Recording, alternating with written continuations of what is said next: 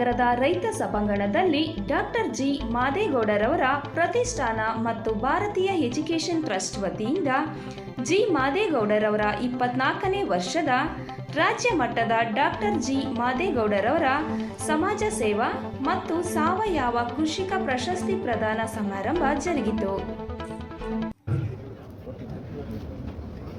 Doctor G Madegowda ಪ್ರತಿಷ್ಠಾನದ ಮತ್ತು ಭಾರತೀಯ ರಾಜ್ಯ ಮಟ್ಟದ ಡಾಕ್ಟರ್ ಜಿ ಮಾದೇಗೌಡ ಅವರ ಸಮಾಜ ಸೇವಾ ಅಧ್ಯಕ್ಷತೆ ವಹಿಸಿರ್ತಕ್ಕಂಥ ಮೇಲೆ ಅದರಿಂದ ಮುಖ್ಯ ಕಾವೇರಿ ಹೋರಾಟದಲ್ಲಿ ಕೇಸ್ ಬಿದ್ದಾದ ಆದರೆ ತಾತ ಬಹಳ ಭರ್ಜರಿ ನಾವು ಹೋರಾಟಕ್ಕೆ ಹೋಗ್ಬೇಕು ಬರಬೇಕು ಅಂತ ಈಗ ಕಳ್ಳಾಟ ನಮ್ದು ಹೋಗೋದು 1 ಅವರ್ ಕೂತೋದು ಎದ್ಬಾರ್ದು. ಅವರು ಬೆಳಗ್ಗೆ 8 ಗಂಟೆಗೆ ಪೆಂಡಲ್ ಕೆಳಗಡೆ ಕೂತ್ರೆ ಸಂಜೆ 5 ಗಂಟೆವರೆಗೂ ಅವ್ರು ಫೋನ್ ಹಾಕಿ ಇವ್ರು ಫೋನ್ ಹಾಕಿ ಕರಿ ಹೋರಾಟ ಮಾಡುವಂತ ಇವತ್ತು ಕಾವೇರಿ ವಿಚಾರ ಬಂದಾಗ ಮಾದೇಗೌಡರು ನಮ್ಮ ಜೊತೆ ಇಲ್ಲ ಅನ್ನೋದೇ ನಮ್ಮೆಲ್ಲರ ದುರದೃಷ್ಟ ಮತ್ತು ನಮ್ಮ ಶಕ್ತಿ ಕಡಿಮೆ ಆಗಿದೆ ಅಂತ. ಅವ್ರ ಒಂಥರ ಪ್ಯಾರಲಲ್ ಗೌರ್ಮೆಂಟ್ ಇದ್ದಾಗ ಮಂಡ್ಯದಲ್ಲಿ.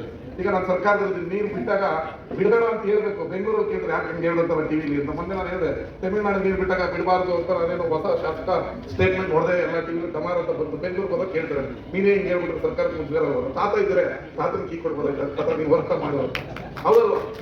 ಹಾಗೆ ಕಾವೇರಿ ಹೋರಾಟ ಇಲ್ಲಿ ಇದು ನಮ್ಮ ದೇಹದಲ್ಲಿ ನಮ್ಮ ರಕ್ತದಲ್ಲೇ ಇರುವಂಥದ್ದು. ಇಂಥ ಸಂದರ್ಭದಲ್ಲಿ ಹಿರಿಯರು ಹೋರಾಟಗಾರರು ಒಬ್ಬೊಬ್ಬರೇ ಕಡಿಮೆ ಆಗ್ತಾ ಇರೋದು ಮಂಡ್ಯದ ದುರದೃಷ್ಟ ಅಂತ ಹೇಳಿದ್ರೆ ತಪ್ಪಾಗಲ್ಲ.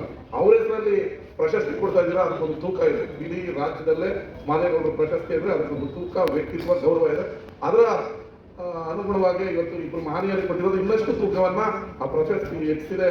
ಅವರಿಬ್ಬರು ಕೂಡ ಅವರದೇ ಆದ ಕ್ಷೇತ್ರದಲ್ಲಿ ಸಾಧನೆ ಮಾಡಿದಂಥವ್ರು, ಭ್ರಷ್ಟಾಚಾರ ರಹಿತ ರಾಜಕಾರಣ ಮಾಡಿದಂಥವ್ರು.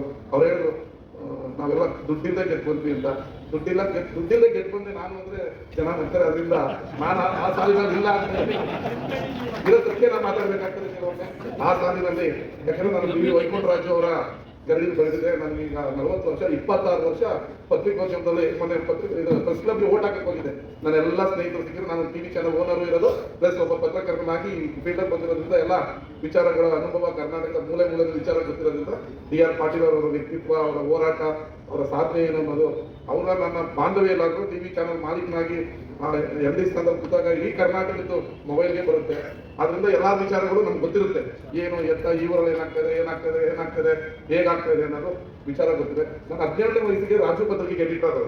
ಅದನ್ನ ಹೇಳ್ಬೇಕಾದ್ರೆ ಒಂದಿನ ಅದೊಂದು ಬಹಳ ರೋಚಕ ಹೋರಾಟಗಳಿದೆ. ಅದೊಂದಿನ ಯಾವತ್ತಾದ್ರೂ ಫ್ರೀ ಆಗಿದ್ದಾಗ ಕೆಲವರಿಗೆಲ್ಲ ಬರೀ ರವಿ ಮಂಡ್ಯ ದುಡ್ಡಿದ್ದ ಬಂದ ಜನ ಖರ್ಚು ಮಾಡಿದ MLA ಆದಂತ. ಆದ್ರೆ ನಾವು ಕೂಡ ಎಲ್ಲಾ ಕೆಲಸವನ್ನು ಮಾಡಿ ಅನುಭವ ತಗೊಂಡು ಇಲ್ಲಿಗೆ ಬಂದಿದ್ದೀವಿ ಅನ್ನೋದು ಯಾರಿಗೂ ಇನ್ನೊಂದು ನಮ್ಮ ಬಗ್ಗೆ ಗೊತ್ತಿಲ್ಲ. ನಾನು 17 ವಯಸ್ಸಿಗೆ ಪತ್ರಕರ್ತ ಆಗಿ ರಾಜು ಪತ್ರಿಕೆ 1 ಲಕ್ಷ ಮ್ಯಾಗಝಿನ್ ಎಡಿಟರ್ ಆಗಿ, ರಿಟೈರ್ಡ್ ಆಗಿ, ಓನರ್ ಆಗಿ ಎಲ್ಲ ಮಾಡಿ ರಾಜಕಾರಣಿಯಾಗಿ ಇವತ್ತು ನಮ್ಮ ಮಂಡ್ಯನ ಏನಾದ್ರು ಅಭಿವೃದ್ಧಿ ಮಾಡಬೇಕು ಅಂತ ಹೇಳಿ ಇಲ್ಲಿ ನಿಂತಿದ್ದೀವಿ. ಇವತ್ತು ಮಾದೇಗೌಡರ ಹೆಸರನ್ನ ಅವ್ರು ಹಾಕಿಕೊಟ್ಟ ಹಾದಿಯನ್ನ ನಮ್ಮ ಅಣ್ಣ ಮಧು ಮಾದೇಗೌಡರು ಮಾಡ್ತಾ ಇದ್ದಾರೆ. ಅವರ ಒಂದು ಗಾಂಧಿ ಭವನ ಕಟ್ತಾ ಇದ್ದಾರೆ. ಅದಕ್ಕೆ ನಾನು ಎಷ್ಟು ಅವರು ಮೊನ್ನೆಯಿಂದ ಕೇಳ್ತಾರೆ ನಾನು ಅನುದಾನ ಹಾಕ್ತೀನಿ ಅಂತ.